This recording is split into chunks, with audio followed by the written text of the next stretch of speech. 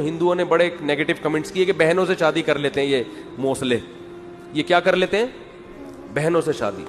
पूरी दुनिया में कहीं भी कजन से शादी का रिवाज नहीं है, उसको बहन समझते हैं। हिंदू भी नहीं करते, अंग्रेज भी नहीं करते, शायद मेरा ख्याल है यहूदी भी नहीं करते। ये जो डॉक्टरों की तहकीक है ना कि कजन मैरिज से लंगड़े लूले होते हैं, बेकार बातें हैं, उठा के फालतू किस्म की बातें हैं ये, एवं ही बेकार बातें हैं ये डॉक्टरों की। इन चीज़ों में ना सुना करें। कजन से मैरिज का रिवाज सिर्फ किस में है? इस्लाम। और ऐसा पक्का है कि इस्लाम ने जहां ये बताया ना कि किन किन औरतों से शादी तुम्हारे लिए हलाल है, तो कजनों को अलग से हाईलाइट किया है कि इस्लाम में नजदीक के रिश्तेदार फर्स्ट कजिन को शादी करने की इजाजत क्यों है। अब मैं डॉक्टर हूं तो मैं सवाल का जवाब अच्छी तरह से दे सकूंगा। नबी, आपकी फूफी की बेटियां भी हलाल, आपके के लिए चचा की बेटियां भी हलाल, आपके लिए खाला की बेटियां भी, और आपके लिए मामू की बेटियां भी क्या है? हलाल। तो अलग से इस्लाम ने कजन मैरिज को प्रमोट किया है, इसलिए कि इससे रिश्तेदारी क्या होती है? मजबूत। इस्लाम रिश्तेदारी में बड़ा हरीस है, रिश्ते जुड़े आपस में। फिर तलाक का रेशो कम होता है। कजन को तलाक दोगे तो आप ही के रिश्तेदार खड़े हो जाएंगे, क्योंकि वो उनकी भी आपकी भी। Allah says in the Quran in Surah Nisa, chapter number 4, verse number 20 to 25, that those marriages which are prohibited, that you cannot marry your mother, your daughter, the sister of your mother, the sister of your father, and a list is given of the close mahram. But marrying first cousin is permitted, but brother, sister, father, mother, this is not permitted. Today science tells us that directly if you marry the blood brother and sisters marry, there are high chances of abnormalities. There can be genetic problems. And today science tells us that even in first cousin the chances is there, but it is negligible. अभी कल जामिया में किसी से मेरी बहस हो रही थी, वो कह रहे कजन मैरिज पे ना बार बार ये नुकसान, और मैंने कहा बाबा लेबोरेटरी की रिसर्च एक तरफ रखो, मुशाहिदे से बढ़कर दुनिया में कोई रिसर्च। हेलो अमीगोस, काफ़ी दिनों के बाद मैं शब्द का इस्तेमाल कर रहा हूँ, क्योंकि जब हम पढ़ा मतलब हम लोग डिस्कशन किया करते थे आपस में ऑनलाइन पे, तब मैं इस शब्द का इस्तेमाल करता था। जो लोग कमेंट करने वाले हैं कि अमीगोस का क्या मतलब होता है? दोस्त। ठीक है, तो आप मेरे मुंह से वैसे भी सुनते रहते हैं। खैर, बहरहाल पहले 5 मिनट में थोड़ा सा आपको बेसिक आइडिया दे दूं। रील इस वक्त या वीडियो या वो पर्टिकुलर दलीलें आप पहले से ही सुन चुके हैं, देख चुके हैं, जिनके आसपास हम डिस्कशन करने वाले हैं। आइडिया कभी भी ये है ही नहीं कि किसी व्यक्ति विशेष को पकड़ करके सही या गलत साबित करना है। हमारा एक ही धर्म है, कर्तव्य है, और वो ये कि क्योंकि उन थंबनेल्स को देख करके, उन रील्स को देख करके लोगों के अंदर में क्यूरियोसिटी का भाव बहुत ज़्यादा हो जाता है, और यहाँ से अगर मैं डायरेक्टली इंडिपेंडेंटली कोई पर्टिकुलर टॉपिक पढ़ाऊँ तो उसके लोगों की क्यूरियोसिटी नहीं रहेगी। तो बहुत ज़रूरी है मेरे लिए कि उनके पास एक स्पेसिफिक वजह हो। जैसे कि आज के लेक्चर के बाद शायद आपके पास, आप शायद इसलिए आए हैं कि शायद आपके पास वो दलीलें आ जाएं, आपके पास वो असल साइंटिफिक फैक्ट, असल वो साइंटिफिक असर्शंस, हाइपोथेसिस, वो पर्टिकुलर पेपर, वो हवाले, वो रेफरेंसेस आपके पास पहुंच जाएं, जिनके जरिए आप इस आइडिया को और अच्छे रोशनी में समझ पाएं।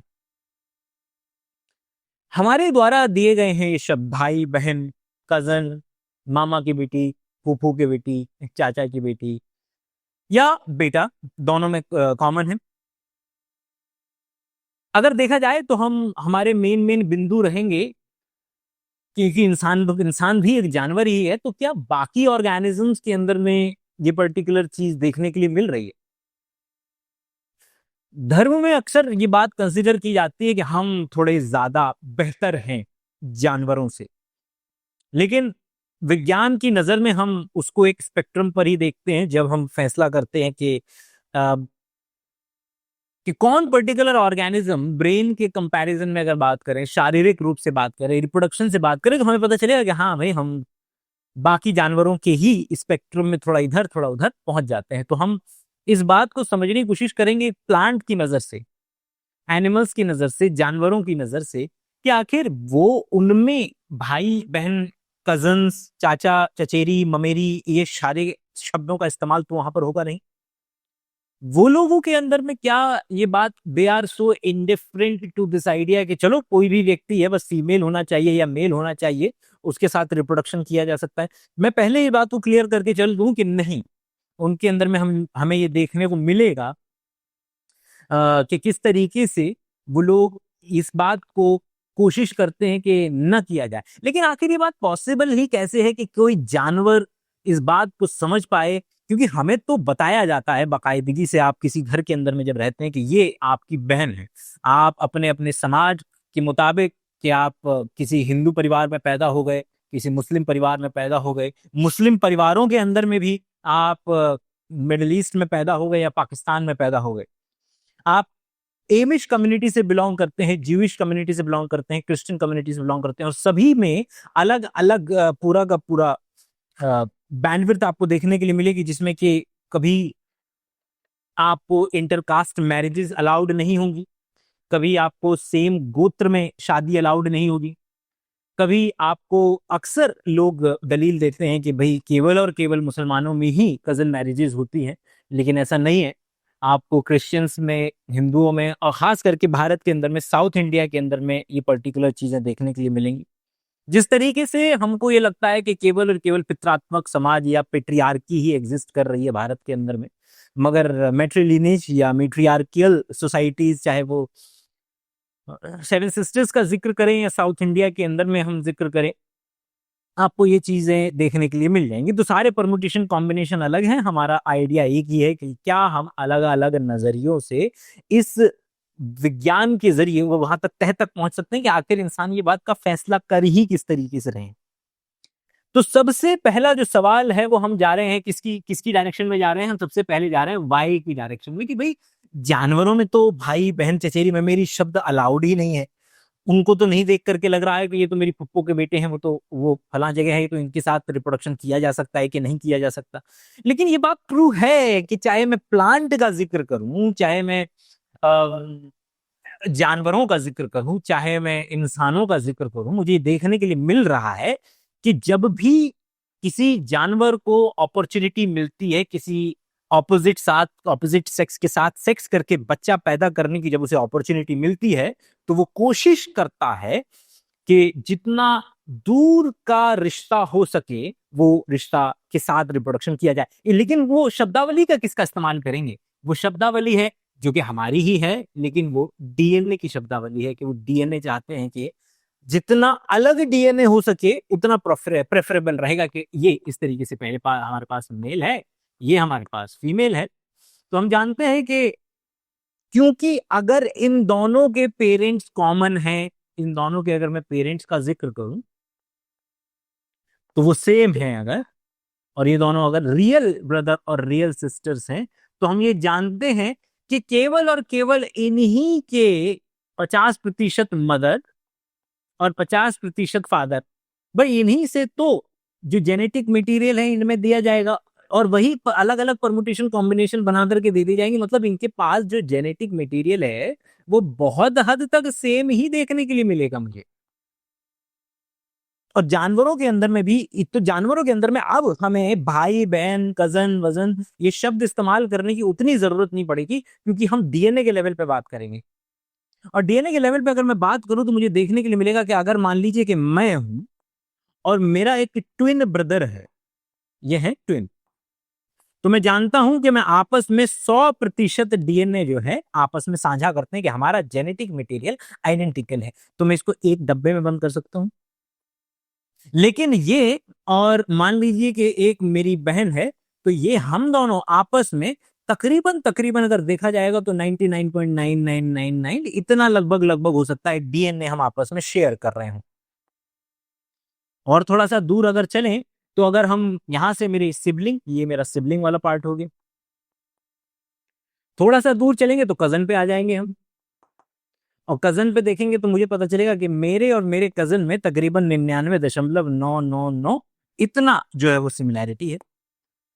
फिर मैं थोड़ा सा और दूर निकल सकता हूं कि किसी भी मेरे और किसी भी मेल के अंदर में, मतलब वर्ल्ड में कोई भी हो, तो मुझे पता चलेगा कि 99.9% जो है हम दोनों आपस में सिमिलर है। और इससे भी अगर मैं बाहर निकलना चाहूं तो यहाँ पर मुझे गोरिल्ला हो सकता है, चिंपैंजी, यहाँ पर मुझे चिंपैंजी जो है देखने के लिए मिल सकता है। तो यहाँ चिंप है जिससे मैं तकरीबन 98% सिमिलैरिटी शेयर करता हूँ। इससे और दूर जाना चाहेंगे तो ले लीजिए पत्ता गोभी वगैरह वगैरह कुछ भी। तो अभी स्पेसिफिकली तो नहीं पता मुझे, लेकिन 50% मान लेते हैं कि 50% जीन जो है वो आप पत्ता गोभी के साथ जो है वो शेयर कर रहे हैं। नेचर क्यों चाह रहा है कि जितना हो सके आप दूर के व्यक्ति के साथ रिप्रोडक्शन करें। रिप्रोडक्शन के लिए कितना कितना दूर जाना पड़ सकता है मुझे, अगर मैं देखना चाहूं तो भाई मैं और पत्ता गोभी आपस में रिप्रोडक्शन कर सकते हैं? नहीं कर सकते, कोई तरीका ही नहीं है। क्यों भाई? बहुत सारे रीजंस हैं, लेकिन अगर मैं उसको थोड़ा सा एक कदम नीचे जाकर के चिंप पर भी बताने की कोशिश करूं तो आप समझ लीजिए कि भाई कि हमारे पास जो क्रोमोसोम का नंबर है वो और चिंप के अंदर में जो क्रोमोसोम का नंबर है वो दोनों अलग अलग होगा। हमारे पास अगर 46 क्रोमोसोम पाए जा रहे हैं तो चिंप के पास 48 क्रोमोसोम पाए जा रहे हैं। इतिहास में हमारे और चिंप के जो कॉमन एंसेस्टर रहे, उन दोनों कॉमन एंसेस्टर का जो क्रोमोसोम नंबर 2 था वो टूटा, और टूटने की वजह से एक लाइन इधर निकली एक लाइन इधर निकली। जिनमें टूटा वो अब उनके पास 48 क्रोमोसोम और वो चिम्स हैं, और हम में 46 हैं। तो जब ये लोग रिप्रोडक्शन करेंगे तो इनका डीएनए या क्रोमोसोम ही अलाइन वलाइन नहीं होने पे आएगा, तो संभावना नेग्लिजिबल हो जाती है कि ये दोनों मिलकर के कोई किसी भी तरीके से एक बच्चा पैदा कर पाए। तो ये दोनों कोई भी बच्चा पैदा नहीं कर पाएंगे।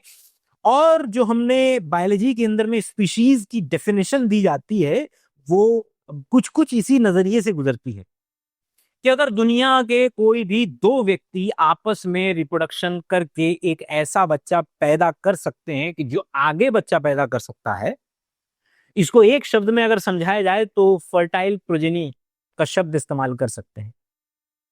तो दो लोग अगर फर्टाइल प्रोजेनी पैदा कर सकते हैं तो उन दोनों को सेम स्पीशीज से बिलोंग करता हुआ कहा जाएगा। तो हम तो चाह रहे हैं कि दो हम क्या क्या चाह रहे हैं कि ये फर्टाइल प्रोजेनी पैदा हो, तो यहां से फर्टाइल प्रोजेनी तो पैदा होने से रही, तो इसीलिए मैं और चिम क्या नहीं कर सकते, बच्चा पैदा नहीं कर सकते। लेकिन भाई बायोलॉजी इतनी ज्यादा आसान तो नहीं है, बहुत ज्यादा आपको चीजें देखने के लिए मिलेंगी, जैसे कि हम और नेंडरथल, हमारे जो हमारे जो साथ में जैसे हम होमोसेपियंस हैं उसी तरीके से होमो निएंडरथैलेंसिस इस धरती पर हुआ करते थे, जैसे होमो हैबिलस, होमो इरेक्टस, हमारे जैसे मिलते से ऑर्गेनिज्म, उनके साथ रिप्रोडक्शन हुआ। भले से कहने के लिए दोनों अलग अलग स्पीशीज हैं, निएंडरथल्स और होमोसेपियंस, लेकिन फिर भी इनके अंदर में रिप्रोडक्शन हुआ क्योंकि हमारे अंदर में निएंडरथल्स के जीन्स मिलते हैं। तो ठीक है, हम मोटा माटी चीजों को कवर करते हुए चलेंगे, आपको हर चीज के अंदर में नुआंस, बायोलॉजी के अंदर में ये बात बहुत पॉसिबल होती है, नुआंस आपको देखने के लिए मिलते चलेंगे। बहरहाल, तो मैं सबसे ज्यादा बेहतरीन कॉम्बिनेशन है कि मैं अपने जितना करीब किसी व्यक्ति के साथ रिप्रोडक्शन करूंगा उतना ही डीएनए मेरा सेम होगा। मतलब कि मैं अपने अगर यहाँ पर ट्विन के साथ करूंगा रिप्रोडक्शन तो बहुत ज्यादा सिमिलर डीएनए है। और जैसे जैसे मैं अपने खानदान में दूर होता चला जाऊंगा, क्योंकि अल्टीमेटली तो हम सभी एक ही खानदान के हैं, अल्टीमेटली तो हम सभी ऊपर की तरफ जाएंगे तो पता चलेगा कि सबके ग्रैंड ग्रैंड ग्रैंड फादर वगैरह जो है वो कॉमन ही हुआ करते थे। चंगेज खान का डीएनए मिल जाएगा सभी के अंदर में। बात इतनी तो समझ में आई कि ठीक है कि नेचर चाह रहा है कि जितना दूर हो सको अपने से उतने से रिप्रोडक्शन कर लो, जितना पास वाले से चाहोगे उतना नहीं होगा। इसके अंदर में हम दो चीजें कवर करेंगे। पहला, हम ये कवर करने की कोशिश करेंगे कि भैया क्यों क्या ही हो जाएगा अगर हमने जितना, अगर हमसे कोई करीब व्यक्ति है, अगर ये कजन है, अगर ये कजन मैरिज है, तो इसमें क्या ही भौचाल भौकाल मच जाएगा या भूचाल आ जाएगा अगर कजन मैरिजेस हो गई तो। ये वाला पार्ट डिस्कस करेंगे। और दूसरा डिस्कस करने की कोशिश करेंगे कि भैया कि ये जो जानवर लोग हैं ये लोग किस तरीके से आपस में मेक श्योर कर रहे हैं कि इन लोगों को क्या पता कि ये मेरा भाई है, ये मेरा बहन है। इन लोगों को क्या पता कि जानवरों के अंदर में या प्लांट्स के अंदर में ये लोग किस तरीके से इस बात को मेक श्योर कर रहे हैं। उसके अंदर में हम देखेंगे अलग अलग बिहेवियर्स, अलग अलग तरीके से चीजों को नापने की कोशिश करेंगे। बहरहाल हम चलते हैं पहले इस पर्टिकुलर पार्ट पे। पहले तो ये आपने इतना ज्यादा स्टेटमेंट सुना होगा कि भाई कजन मैरिजेस होंगी तो दो बच्चे जो हैं वो क्या पैदा होंगे, वो बच्चे जो हैं अपंग पैदा होंगे। मतलब कि किसी भी तरीके की फिजिकल या मेंटल डिफॉर्मिटी आप एक्सपेक्ट कर रहे हैं? इससे एक मेंटल इमेज जाती है लोगों के दिमाग में। लोगों को लगता है कि मतलब कि अपने से करीब वाले व्यक्ति से, अपने खानदान में अपने डीएनए शेयर करने वाले व्यक्ति से अगर आपने शादी करने की कोशिश की तो इस बात की संभावना बढ़ती चली जाएगी कि केवल और केवल बुरे तरीके के जीन्स, बुरे तरीके का डीएनए। अब ये बुरा तरीके का जो डीएनए जो शब्द है, इसको भी हम, ये तो बुरा जो शब्द है वो तो है, वो तो आ रहा है नॉर्मल जनरल पब्लिक से, लेकिन हम तो इसके साइंटिफिक मायने देखेंगे ना।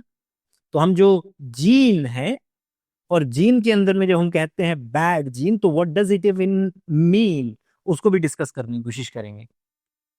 तो पहला एक स्टेटमेंट जो मैं आपसे चाहूंगा कि आज के लेक्चर के बाद आप लेकर के जाना चाहें, और वो स्टेटमेंट ये है कि जब आप अपने से जेनेटिकली करीब किसी व्यक्ति से रिप्रोडक्शन करते हैं तो उसमें केवल और केवल बुरे जीन आगे आए, ये बात हाफ ट्रुथ है, आधा सत्य है। पूरा सत्य यह है कि जब भी आप अपने से करीब के व्यक्ति के साथ रिप्रोडक्शन करेंगे तो वो करने से आप होमोजाइगोसिटी के करीब पहुंचेंगे। आप नाम नहीं समझ रहे होंगे, होमोजाइगस मतलब जाइगोट, मतलब कि आपका, आप कह लेंगे कि डीएनए, अभी के लिए भाई इसका मतलब डीएनए होता नहीं, वैसे मान लेते हैं कि सेम से कि आप अगर अपने करीबी व्यक्ति से शादी करेंगे, अपने करीबी व्यक्ति के साथ, अपने जेनेटिकली करीबी व्यक्ति के साथ रिप्रोडक्शन करने की कोशिश करेंगे, तो आपके बच्चों के डीएनए में क्या रहेगा, होमोजाइगोसिटी रहेगी, मतलब कि वो ज्यादा वेरिएशन नहीं होगा वहां पर। तो यहां पर क्या चीज नहीं मिल रही है, यहां पर आपको वेरिएशन की कमी मिल रही है, कि वेरिएशन कम हो जाएगा। लेकिन क्या होमोजाइगस ऑलवेज बैड होता है? नहीं, वो कभी कभी गुड भी हो सकता है और कभी कभी बैड भी हो सकता है। होमोजाइगोसिटी का इस्तेमाल हम ही लोग करते हैं जब हम जानवरों को ब्रीड करवाते हैं। अगर आपके पास धीरे धीरे आर्टिफिशियल सिलेक्शन से एक ऐसा प्याज, एक ऐसा आलू, एक ऐसा गेहूं, एक ऐसा पौधा, एक ऐसा फल आ चुका है जिसका साइज बड़ा है, जिसके पास कोई ऐसा फीचर है जो आप चाहते हैं कि आपकी क्रॉप में हो, वो मटर के दाने ज्यादा देता है, वो नंबर ऑफ फल ज्यादा देता है, वो उसके फल का साइज बड़ा होता है, कुछ भी, या फिर आपके पास एक ऐसा गाय आ चुकी है जो कि दिन में 50-60 लीटर करीब करीब दूध देती है। जब आपके पास कोई ऐसी चीज आ जाए, कोई ऐसे ट्रेट, कोई ऐसे कैरेक्टरिस्टिक किसी जानवर के अंदर में आपके पास आ जाएं जो आप चाहते हैं कि रहें, उस पर्टिकुलर कंडीशन के अंदर में आप चाहेंगे कि होमोजाइगोसिटी हो, और आप यही करते हैं। गांव में अगर आपके पास इस तरीके का एक गाय है जो कि बहुत ज्यादा दूध दे रही है, बहुत ज्यादा दुधारू है, आप उसे किसी भी अरे गहरे नत्थु गहरे किसी बैल के साथ रिप्रोडक्शन नहीं करने देंगे।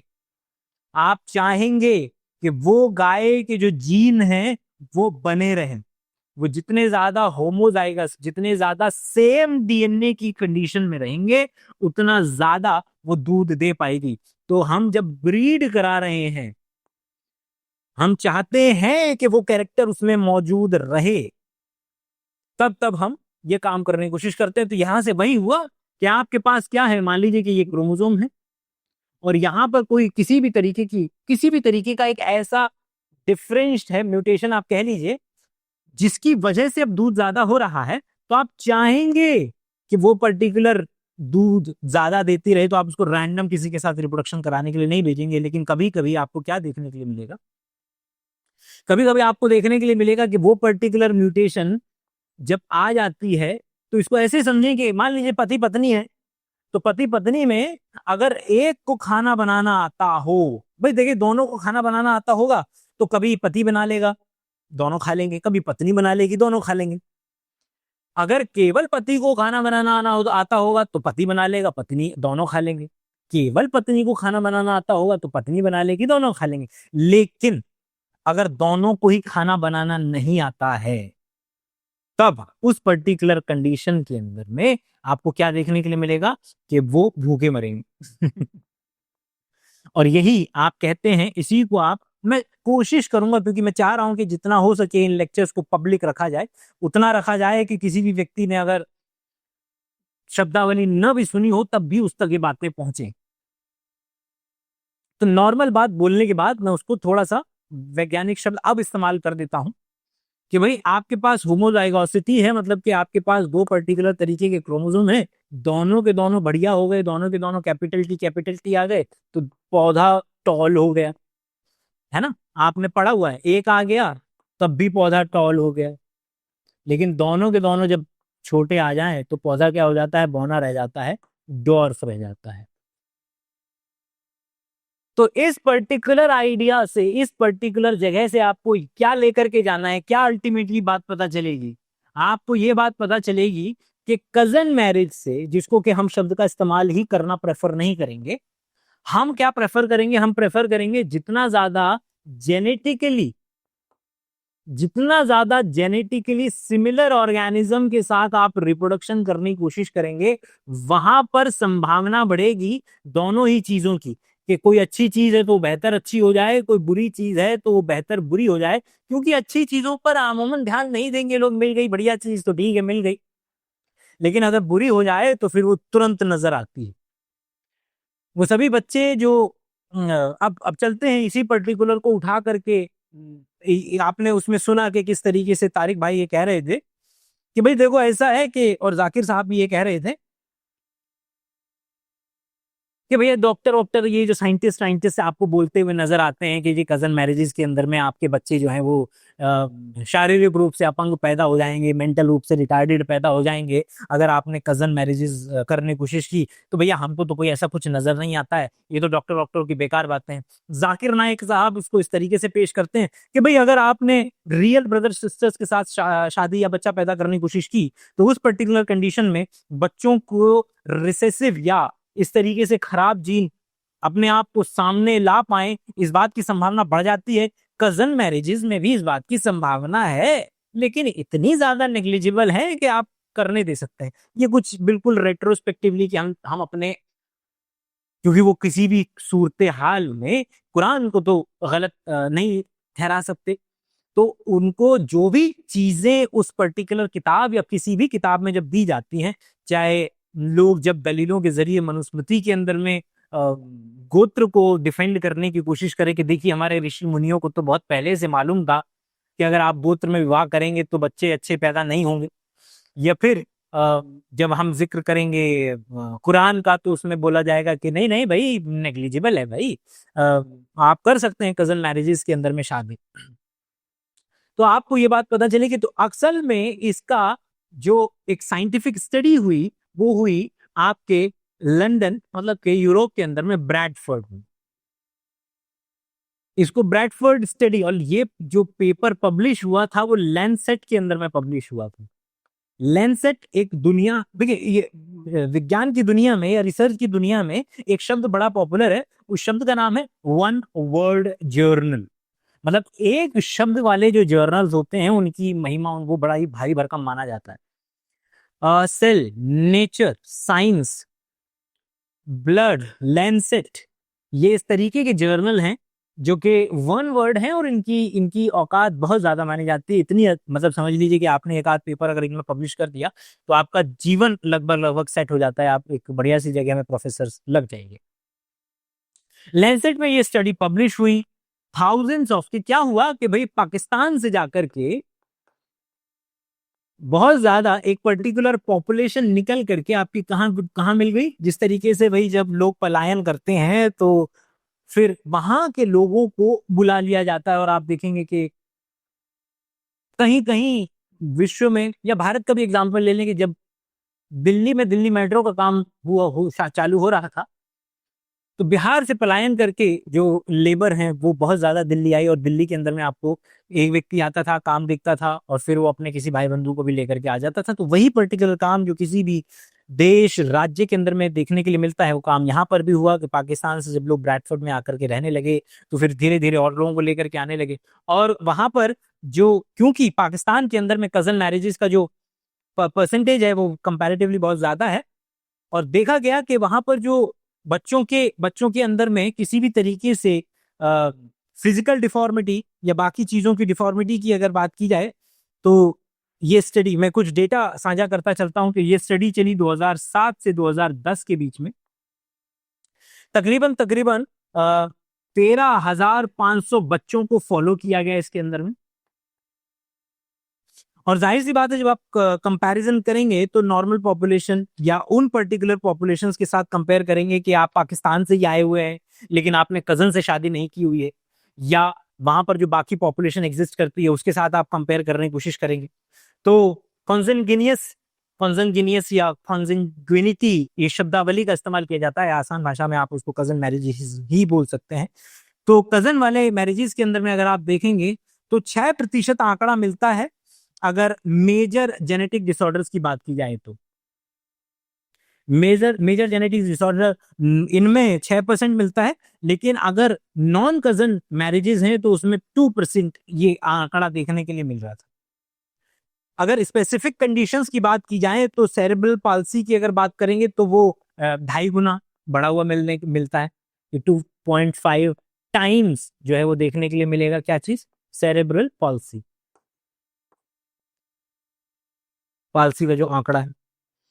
इसके अलावा हियरिंग प्रॉब्लम 4 गुना, विजन प्रॉब्लम 3.2 गुना। इस तरीके से हमें ये वाकई में एक अच्छा बड़ी डेटा के साथ ये स्टडी देखने के लिए मिलती है कि yes, it is very much possible कि अगर कजन मैरिजेस के अंदर में देखा जाए तो आपको इस तरीके से जो जीन के लेवल के जो डिसऑर्डर हैं वो अपने आप को सामने पेश कर पाए, इसकी संभावना बढ़ जाती है। मतलब कि नेचर चाह रहा है कि आप अगर जितना दूर किसी व्यक्ति से शादी करें उतना ज्यादा बेहतर होगा। अगर आप कोई भी 2 व्यक्ति मिलकर के एक बच्चा पैदा कर सकते हैं वो बढ़िया है।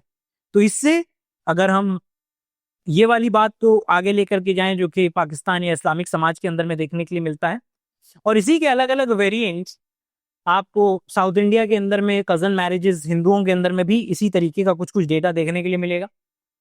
या फिर हमारे एक राइटर हैं टोनी जोसेफ की किताब है अर्ली इंडियन।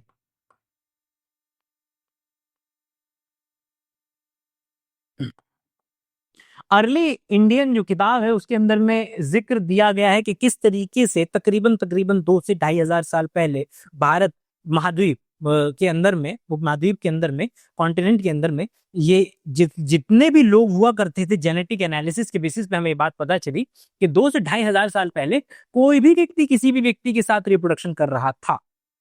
लेकिन उसके बाद तकरीबन 2-2,500 साल पहले हमें देखने को मिलता है कि भारत अलग अलग इस तरीके के छोटे छोटे गुटों में बंट गया और उन्हीं के बीच में आपस में रिप्रोडक्शन हमें देखने के लिए मिलता है, जिसको आप आज की जिससे मिलती जुलती जो चीजें हमें नजर आती है वो क्या है कि आप एक ही कास्ट के अंदर में शादी होती हुई नजर आती है। जेनेटिक एविडेंसेस के बेसिस पे हमें पता चला जिस तरीके से बहुत करीब रिश्तेदारों से कजन्स के साथ मैरिज पॉसिबल है। कई हिंदू, साउथ इंडियंस, मुस्लिम, क्रिश्चियंस के अंदर में, उसी तरीके से हिंदुओं के अंदर में जो पर्टिकुलर चीज फॉलो हो रही है वो है कि आप सेम गोत्र में शादी नहीं कर सकते, सेम कास्ट में शादी कर सकते हैं, और इंटरफेथ या इंटर रिलीजियस मैरिजेस, हिंदू मुसलमान वाली जो शादियां हैं वो अभी आप नहीं कर सकते। साइंस क्या कह रहा है इसके बारे में? साइंस कह रहा है कि भैया देखो, जितना आप अपने से दूर होते चले जाएंगे उतनी संभावना बढ़ती चली जाएगी कि आपके पास वेरिएबिलिटी बढ़ेगी, अलग अलग तरीके के डीएनए बढ़ेंगे। लेकिन क्या जितना आप दूर चलते चले जाएंगे अपने जेनेटिक मटेरियल से, वहां पर ये बात आपको गारंटी है कि किसी भी तरीके की जेनेटिक डिफॉर्मिटीज आपको नहीं देखने के लिए मिलेंगी? नो, ये बात गलत है। क्या ये बात बिल्कुल पॉसिबल है कि आप अपने 2 व्यक्ति आपस में जेनेटिकली बिल्कुल भी सिमिलर नहीं है? ये व्यक्ति है ये, और ये व्यक्ति, मान लीजिए एक व्यक्ति कहां से है? इंडिया से, एक व्यक्ति अमेरिका से, एक इंडिया एक अमेरिका। तो क्या ये बात गारंटी है कि जो बच्चा होगा उसको किसी भी तरीके का जेनेटिक डिफॉर्मिटी नहीं हो सकती, जेनेटिक एबरेशन या जेनेटिक डिसऑर्डर नहीं हो सकता? नहीं, गारंटी नहीं। तो क्या तरीका है सबसे नंबर 1 पे, क्योंकि आज तो हमें मालूम है ना, डीएनए के लेवल पे हमें मालूम है कि भाई तो क्या करें, आप कजन से शादी करनी है कर लो, दूसरे देश के व्यक्ति से शादी करनी है कर लो, लेकिन आप क्या करें, जो फुल प्रूफ मेथड है कि आप अल्टीमेटली जो आपका जायगोट है बेसिकली, जब आपका स्पर्म और ओवम ये दोनों मिलकर के जाइगोट बनाते हैं, ये जाइगोट है, इसके जाइगोट में सेंटर में क्या मिलेगा, मेरे को न्यूक्लियस देखने के लिए मिलेगा। उस न्यूक्लियस के अंदर में डीएनए है। वो डीएनए 50% किससे आ रहा है, इंडिया से, 50% अमेरिका से आ रहा है। ठीक है, और मैं ये बात पता कर सकता हूं कि कहीं ऐसा तो नहीं है कि किसी खास जीन पे यहां पर जो म्यूटेशन है वही म्यूटेशन यहां पर भी मौजूद है, जिसकी वजह से जो बच्चा पैदा होने वाला है वो बच्चे में सांस लेने में प्रॉब्लम होगी, उसको सिकल सेल अनीमिया हो जाएगा।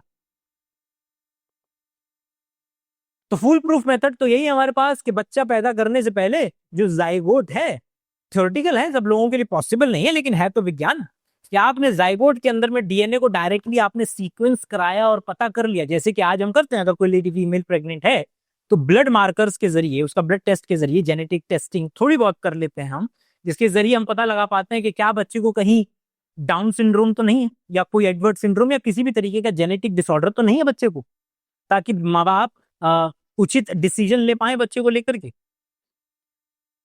तो हमें यहां से इस पर्टिकुलर बात से तो ये पता चल रही कि नहीं भैया, कि भले से मैथमेटिकल प्रोबेबिलिटी के लेवल पे हम ये बात बोल सकते हो कि अपने से करीबी संबंधी से रिप्रोडक्शन करने पर आपको इस तरीके की म्यूटेशंस कंपैरेटिवली ज्यादा देखने के लिए मिलेंगी, जितना दूर करेंगे कंपैरेटिवली सेफ साइड में रहेंगे, लेकिन गारंटी नहीं है। और अगर गारंटी चाहिए तो उसका एकमात्र इलाज है, और वो है डीएनए सीक्वेंसिंग। डीएनए की सीक्वेंसिंग कराइए और पता कर लीजिए। और इतना पैसा नहीं है डीएनए सीक्वेंसिंग कराने का, तो फिर जो जेनेटिक डिसऑर्डर के जो टेस्ट होते हैं उसको आप क्या बोलते हैं, जेनेटिक काउंसलिंग। भारत में जिस तरीके से कुंडली मिलाने का प्रचलन है, कुंडली मिलाने पर हम देखते हैं कि दो व्यक्ति आपस में कंपैटिबल हैं कि नहीं है, उनके ग्रहों नक्षत्रों के बेसिस पर, हमारे पास आज की तारीख में सच में एक ऐसी चीज मौजूद है जिसके बेसिस पर हम अच्छे खासी प्रोबेबिलिटी के साथ ये बता सकते हैं कि भविष्य में जो पति है उसको टाइप 2 डायबिटीज होने की क्या संभावना है, फीमेल को किसी भी तरीके से डायबिटीज, ब्लड प्रेशर या जो जेनेटिकली या लाइफस्टाइल वाले डिजीजेस हैं उनके होने की संभावना क्या है, बच्चों के किसी भी तरीके से मानसिक या शारीरिक रूप से अपंग होने की या म्यूटेशन होने की संभावना क्या है, फीमेल को ब्रेस्ट कैंसर या मेल को प्रोस्टेट कैंसर होने की संभावना क्या है। ये सभी तरीके के टेस्ट आज की तारीख में मुहैया है, मतलब पॉपुलर नहीं है उतने, भारत के अंदर में तो खास करके बहुत ही कंपैरेटिवली लेस पॉपुलर है। आज की तारीख में अभी भी अगर आप डॉक्टर लाल पैथ लैब पे जाएं तो उसकी वेबसाइट पे आपको देखने के लिए मिलेगा कि वहां पर आप BRCA1, BRCA2, BRCA1, BRCA2 ये जीन्स के म्यूटेशंस के बारे में जानकारी ले सकते हैं, जिसके बेसिस पर आप ये बता पाएंगे कि आपकी ससेप्टिबिलिटी कितनी है कि आपको आगे चल करके ब्लड कैंसर हो, माफ कीजिएगा, ब्रेस्ट कैंसर होगा कि नहीं होगा। तो थ्योरेटिकल लेवल पे तो इलाज है कि जेनेटिक सीक्वेंसिंग करा ली जाए। जेनेटिक सीक्वेंसिंग का पैसा नहीं है तो जेनेटिक काउंसलिंग करके जो ब्लड मार्कर्स वगैरह हैं या बाकी जो केवल और केवल स्पेसिफिक पार्ट ऑफ डीएनए को सीक्वेंस करके आप पता कर सकते हैं, क्योंकि पूरे डीएनए को सीक्वेंस करने में करीब $200-250 लग जाएंगे, विच इज लाइक 25-30 हजार रुपए, which is still very less as compare to जितना पैसा इंडिया समाज शादियों के ऊपर खर्च करता है, उससे कई गुना ज्यादा आप एक बार अपने उनका चालू करवाएंगे। और जो कि हमारे मतलब कि मेरे आइडिया में है कि किस तरीके से इन चीज़ों को शुरू करवाया जा सकता है भारत के अंदर में। तो अगर आपको लगे कि आप ये धंधा शुरू करना चाहते हैं तो बताइएगा, हम मिल करके कर लेंगे, ठीक है, क्योंकि इसकी ज़रूरत है। नेक्स्ट पार्ट पे चलते हैं। नेक्स्ट पार्ट ये रहेगा हमारा कि भाई ठीक है, मान लिया कि अल्टीमेट गोल, तो मैं पहले बातों को जरा एक बार कंक्लूड कर दूं ताकि हम अगले पर्टिकुलर पड़ाव जो जानवरों वाला जो पड़ाव है उस पर हम पहुंचने की कोशिश करेंगे। आइए सबसे पहले तो डिस्कस कर लेते हैं कि आपको ये बात क्लियर हो जानी चाहिए कि idea is not about cousin marriage. मतलब एक आम आदमी के लिए आप कजन शब्द का ही इस्तेमाल करेंगे, लेकिन क्योंकि आप विज्ञान के विद्यार्थी हो या हो गए आप विज्ञान के विद्यार्थी भाई, उसके लिए डिग्री की जरूरत नहीं, वैज्ञानिक दृष्टिकोण है काफी कि कितना ज्यादा डीएनए की रिलेटेडनेस है, उसके बेसिस पर संभावना बढ़ती चली जाती है कि आपके पास आपके खानदान में जेनेटिक डिसऑर्डर्स दिखेंगे। इसका इलाज दूसरी डायरेक्शन से चलता चला जाएगा। अब हम चल रहे हैं इसके बाद कि भाई नेचर में क्या देखने के लिए मिल रहा है, नेचर के अंदर में क्या प्रॉब्लम हो जा रही है भाई। एग्जाम्पल हम लेंगे, पहला एग्जाम्पल ले लेंगे हम केले का, दूसरा एग्जाम्पल ले लेंगे हम ले लेंगे किसका, चीता का, तीसरा एग्जाम्पल हम लेते चलेंगे। दुनिया में एक कैवेंडिश वैरायटी जो थी उसका एक मतलब जैसे वैरायटीज होती हैं केले की भी अलग अलग हो सकती हैं, तो दुनिया में जब केले की एक वैरायटी हुआ करती थी, लेकिन वो पर्टिकुलर जो वैरायटी हुआ करती थी वो केवल और केवल एक वायरस आया और पूरी दुनिया से वो पर्टिकुलर केले की वैरायटी विलुप्त हो गई। क्यों? हमने कहा कि भाई ये स्टेटमेंट था कि हमने कहा कि जितना ज्यादा आप अपने से दूर के किसी व्यक्ति के साथ रिप्रोडक्शन करेंगे इतना बेहतर है। क्यों? क्योंकि ये व्यक्ति अलग जगह से आ रहा है, इसके पास अलग डीएनए, अलग तरीके का डीएनए है, इसके पास अलग तरीके का डीएनए है, तो जो बच्चा होगा उसके पास जो डीएनए का वैरायटी है, जो बेसिक वेरिएशन है, वो बढ़ जाएगा। डीएनए के वेरिएशन के बढ़ने की वजह से ये व्यक्ति ज्यादा सशक्त है, इसके पास ज्यादा पावर है चीजों से लड़ने के लिए। केले का एग्जांपल ले लेते हैं, चीते का एग्जांपल लेते हैं। क्या हुआ कि दुनिया में बहुत ज्यादा चीता हुआ करते थे, एक बार क्या हुआ बहुत ज्यादा चीता जो है विलुप्त हो गए, मार दिए गए, जो भी वजह रही होगी, बहुत कम चीते बचे। और बहुत कम चीते बचे तो मतलब कि यहाँ पर जीन की जो वैरायटी है, जो वेरिएशन है जीन्स के अंदर में, वो बहुत कम हो गया, बहुत कम हो गया। और बहुत कम होने की वजह से जो इनकी स्किन थी, सारे चीताओं की जो स्किन थी वो एक दूसरे से बहुत ज्यादा आइडेंटिकल सी हो गई। क्या मतलब है आइडेंटिकल का? मतलब कि कल को किसी चीता के स्किन पे चोट लग जाए तो मैं किसी दूसरे चीता से स्किन लेकर के यहां पर ग्राफ्ट कर सकता हूं, और वो पर्टिकुलर चीता इस ग्राफ्ट को रिजेक्ट नहीं करेगा। अब आपको याद आ रहा होगा, हाँ हाँ हाँ, हम भी कभी जब अपने किसी ऑर्गन, किसी किडनी की लेन देन करते हैं तो हम इस बात को सोचने की कोशिश करते हैं कि भाई हो सके तो जितना हो सके तो अपने सगे संबंधी से डीएनए को लिया जाए, अपने सगे संबंधी से ऑर्गन को लिया जाए, ताकि उस ऑर्गन के एक्सेप्ट होने की संभावना बढ़ जाए। जितना ज्यादा किसी दूसरे का डीएनए लेंगे, आपका शरीर उसको बाहर का ऑर्गेनिज्म मान करके उसके ऊपर अटैक कर देगा। और यही वजह है कि जब आपका किडनी ट्रांसप्लांट वगैरह होता है तब आपको इम्यूनो सप्रेसेंट दिए जाते हैं कि आपका इम्यून सिस्टम नीचे की तरफ दबा रहे। तो ये तो अच्छी बात है कि कोई भी चीता किसी भी चीता की स्किन को ले सकता है। पहली बात तो आप ये बात भूल रहे हैं कि जानवरों में डॉक्टर नहीं होते हैं, तो ये बात कोई उनको फायदेमंद की तो है नहीं, क्योंकि नेचर में हम भरे से स्किन ग्राफ्ट कर सकते हैं।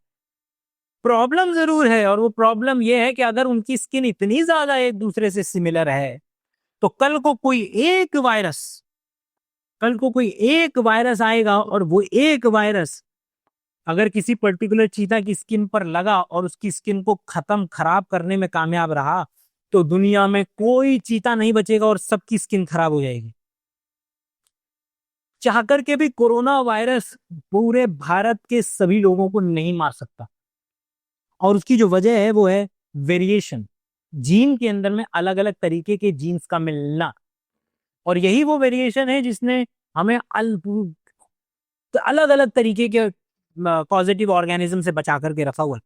ओके, तो ओके, तो ये आंसर अब हमें जाकर के मिल रहा है कि ओहो, नेचर चाह रहा है कि हम अपने जितने दूर दराज के व्यक्ति से रिप्रोडक्शन करे, क्योंकि वो दूर दराज का व्यक्ति एक नए तरीके का डीएनए लेकर के आएगा, मेरे डीएनए अलग होगा, हम दोनों का डीएनए बच्चों में जाएगा। वो बच्चे के पास दो दो तरीके के डीएनए हैं, उसके बच्चे के पास दो दो तरीके की बंदूकें हैं। तो अगर वो AK-47 से नहीं मरा तो वो शायद किसी और 0.5 0.9 कैलिबर से मर जाए, हो सकता है। तो यहां से हमें पता चलता है कि अच्छा अच्छा अच्छा, नेचर इसलिए चाह रहा था थोड़ा थोड़ा कि वेरिएशन आ जाए, और वेरिएशन आ, और असल में नेचर कोई नहीं है जो चाह रहा है। ये पढ़ाने के वक्त में इस तरीके से बातें बोल दी जाती हैं कि नेचर चाह रहा है। असल में बात उल्टी है, जहां पर वेरिएशन हुआ वो लोग जिंदा बच गए ऐसी एडवर्स्ड कंडीशन में। तो इस लिहाज से इस तरीके से बात कही जा सकती हो कि जब वेरिएशन बढ़ेगा, मतलब अपने से जितने से ज्यादा दूर व्यक्ति के साथ रिप्रोडक्शन करेंगे, संभावना बढ़ेगी कि दोनों के पास अलग अलग तरीके का जेनेटिक मटेरियल है, अलग अलग तरीके का डीएनए है, साथ में आएगा, आप और ज्यादा शक्तिशाली हो चुके हैं, वेरिएंट्स आ चुके हैं आपके पास। अब अगर कोई बैक्टीरिया, कोई वायरस शरीर में प्रवेश करता है तो मम्मी से जो आधा डीएनए आया हो सकता है उससे मर जाए, न मरा हो सकता है पिताजी वाले से मर जाए। लेकिन अगर हम दोनों के खानदान में ऊपर एक दो जनरेशन में ही हम हैं, तो हमारे पास होंगी ही बंदूकें सेम तरीके की, दोनों के पास होंगी ही AK-47। और अगर वो AK-47 से नहीं मरता है तो न तो मेरे वाले डीएनए से मरेगा, ना पत्नी वाले डीएनए से मरेगा, और हमारे बच्चे को क्या हो जाएगा, वो बच्चे के मरने की संभावना बढ़ जाएगी। अच्छा अच्छा अच्छा अच्छा अच्छा, ये हो रहा है नेचर के अंदर में। अगले पॉइंट पे चलते हैं, और अगला पॉइंट हमारा ये रहेगा कि भाई ठीक है, मान लिया, लेकिन जानवरों को क्या पता, जानवरों को थोड़ी पता चल रहा है डीएनए के बारे में, जानवरों को थोड़ी पता है भाई बहनों के बारे में। तो ये जानवर अपने नॉर्मल दिनों के अंदर में ये बात मेक श्योर कैसे करते हैं अपने के, भाई ओके मैं इसके साथ शादी नहीं करूंगा, मैं इसके साथ, ये तो मेरे ही पिताजी की बेटी है, शेर का बच्चा ये बोल रहा है। तो वहां पर जो जो चीजें होती हैं हम उनको अब समझने की कोशिश करेंगे कि नेचर के अंदर में क्या क्या पैंतरे अपनाए जा चुके हैं, जिनके बेसिस पर ये बात सुनिश्चित की जाती है क्योंकि आप आपस में रिप्रोडक्शन ना करो। उस पे सबसे पहला आता है जो कॉन्सेप्ट है आपका, आइए MHC के मॉलिक्यूल्स को समझते हैं। भाई देखा गया एक्सपेरिमेंट नंबर 1, देखा गया कि चूहों के अंदर में जब कभी भी चूहे कभी पार्टनर को चूज करने की कोशिश कर रहे थे, तो वो कोशिश कर रहे थे कि MHC के जो जीन है वो अलग अलग हो। भाई देखिए आपका पूरा का पूरा ये चूहा है, बहुत सारे चूहे थे वहां पर, मान के चलिए चूहा, तो ठीक है। अब चूहे के अंदर में क्या है, बहुत सारे क्रोमोसोम्स होंगे इस तरीके से, उन क्रोमोसोम्स पे ये जीन होते हैं। तो ये जीन है, इस जीन का नाम है MHC, मतलब कि मेजर हिस्टो कंपैटिबिलिटी कॉम्प्लेक्स। ज्यादा नाम में घुसने की जरूरत नहीं है, ये समझ लीजिए कि एक जीन है, और ये जीन डिटरमाइन करता है आपके इम्यून सिस्टम का, में इसका रोल है बेसिकली, इतना समझ लीजिए बस कि इसका रोल इम्यून सिस्टम के अंदर में आता है। तो देखा कि चूहे जो हैं बार बार ऐसा पार्टनर चूज कर रहे थे कि इसका अगर MHC मान लीजिए कि X टाइप का है, तो ये चूज करता है कि MHC X वाले के साथ में रिप्रोडक्शन ना करे, MHC Y के साथ में रिप्रोडक्शन करे, Z के साथ में रिप्रोडक्शन करे, मतलब अपने जीन्स से अलग तरीके के जीन्स वाले चूहे के साथ रिप्रोडक्शन किया जाए, ये ऑब्जर्वेशन है। फिर इसकी दलीलें वो हो, क्योंकि अलग अलग तरीके के, अगर ये अपने ही तरीके वाले से रिप्रोडक्शन करने की कोशिश करेगा तो बच्चों के अंदर में सेम MHC मॉलिक्यूल आ जाएगा। सेम MHC मॉलिक्यूल मतलब कि इम्यून सिस्टम के पास एक ही तरीके की तलवार या एक ही तरीके की बंदूक है। अगर अलग अलग तरीके के वायरस बैक्टीरिया आए तो ये उतना ज्यादा कामयाब नहीं होगा। लेकिन क्या किया कि यहां से इसने एक्स वाले ने रिप्रोडक्शन किया वाई वाले के साथ, तो अब बच्चों के अंदर में एक्स भी है वाई भी है, तो वो कोशिश करेगा कि एक्स से मार दे बैक्टीरिया को, नहीं मरा तो वाई से मार दे बैक्टीरिया को। संभावना बढ़ गई बच्चों के जिंदा रहने की, आगे जिंदा बचे रहने की। बेसिकली वेरिएशन की वजह से आप उस सर्वाइवल एडवांटेज मिल रही है। क्या हो रहा है, अगर आपके जीन में आप इस तरीके का सेक्स कर रहे हैं, अगर आप इस तरीके का सेक्स कर रहे हैं जिसकी वजह से जीन में वेरिएशन आए, उस वेरिएशन की वजह से आपको सर्वाइवल एडवांटेज मिल रहा है बेसिकली। अब बिल्कुल बात समझ में आनी चाहिए कि नेचर को फर्क नहीं, नेचर को भाई बहन शब्द देने की जरूरत ही नहीं है। नेचर केवल और केवल रेट्रोस्पेक्टिवली सब चीजें संभाल लेगा। अगर चाहता है कि कुछ चीज सरवाइव करे तो वहां पर वेरिएशन हेल्प करेगा। और वेरिएशन क्या है, वेरिएशन ये है कि भी अलग अलग तरीके का डीएनए का इस्तेमाल करो। तो ये एक तरीका। अब ठीक है, इसको थोड़ी मालूम है कि मेरे पास एमएचसी का डीएनए है, उसके पास जी का है, कैसे करते हैं लोग काम। फिर ये बिहेवियर शो करते हैं अलग अलग तरीके का। इस बिहेवियर में स्मेल आ जाएगी कि अलग अलग तरीके से स्मेल को पता करना, जिसमें कि एक कॉन्सेप्ट है फेरोमोन्स का। फेरोमोन्स ह्यूमंस पे उतने ज्यादा खतरनाक तरीके से रिसर्च में पेपर हैं, उतने खतरनाक तरीके से ह्यूमंस पे नजर नहीं आते हैं। भले से कई लोगों ने स्टडी की कि मर्दों की, औरतों की, और मर्दों की टी शर्ट उतरवाई पसीना बहा करके, और पसीना बहा करके उतरवाई टी शर्ट तो औरतों को सुनवाई। तो वो औरतें जिनके जीन या जिनके एमएचसी के मॉलिक्यूल अलग अलग थे, उनको वो स्मेल अच्छी लग रही थी। जिनके सिमिलर थे उनको अवर्जन फील हो रहा था, नहीं है बेकार है। तो वहां से पता चल रहा हो ये तरीका है नेचर के पास जेनेटिक वेरिएबिलिटी बढ़ाने का, या अपने भाई बहनों के साथ रिप्रोडक्शन न करने देने का। एक फीमेल का देखा गया कि फीमेल जब अपने ओव्यूलेटरी फेज या फिर ऐसे फेज में होती है जब उन्हें रिप्रोडक्शन करने की जरूरत है, आवश्यकता है, बॉडी में उस तरीके के हार्मोन डोमिनेट कर रहे हैं, उस पर्टिकुलर समय पर वो दूसरे तरीके के एमएचसी या दूसरे तरीके के जीन्स वाले मर्दों को प्रेफरेंस देती है।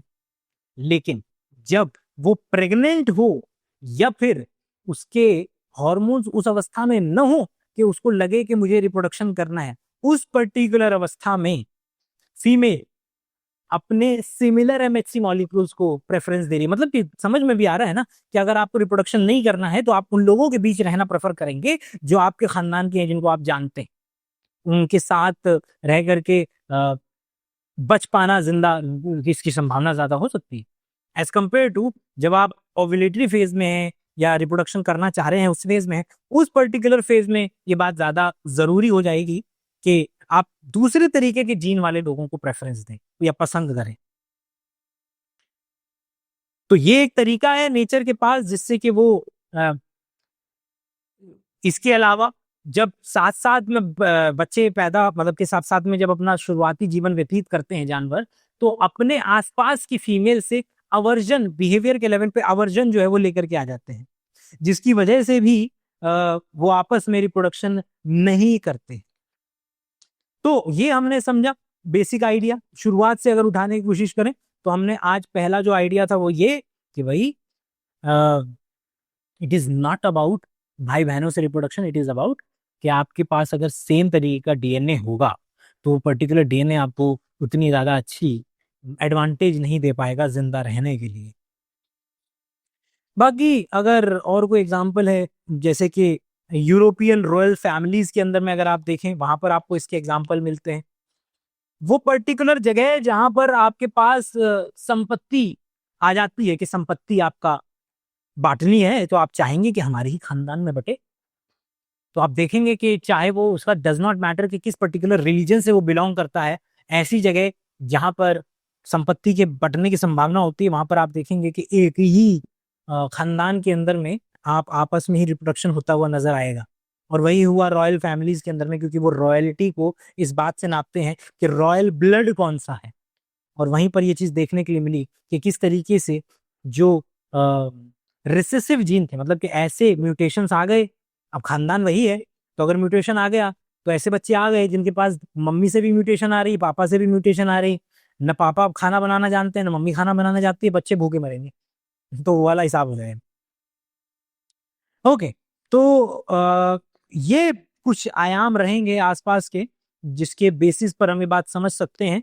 आई होप कि the idea was not to disprove और प्रूव एनीथिंग, बट आसपास के कॉन्सेप्ट को समझा जाए। बाकी मेक श्योर कीजिएगा कि इस तरीके के रील्स अगर आप मेरे पास भेज पाए। इसके अलावा बायशाला का ऐप है, प्लीज मेक श्योर कि अगर आप जाकर के उसको डाउनलोड करें, देखें वहां पर क्या क्या चीजें अवेलेबल हैं। और यहाँ पर नीचे भी आपको ज्वाइन का बटन नजर आ ही रहा होगा, ज्वाइन का बटन है तो मेंबरशिप बनेंगे तो करीब करीब 250-300 घंटे जो कि केवल और केवल मेंबर ओनली कंटेंट है वो आपको देखने के लिए मिल जाएगा। आई होप कि आपको कई बेहतरीन समझ बनी हो। हम मिलेंगे अपने अगले वीडियो में, तब तक के लिए अपना ख्याल रखें। Bye bye.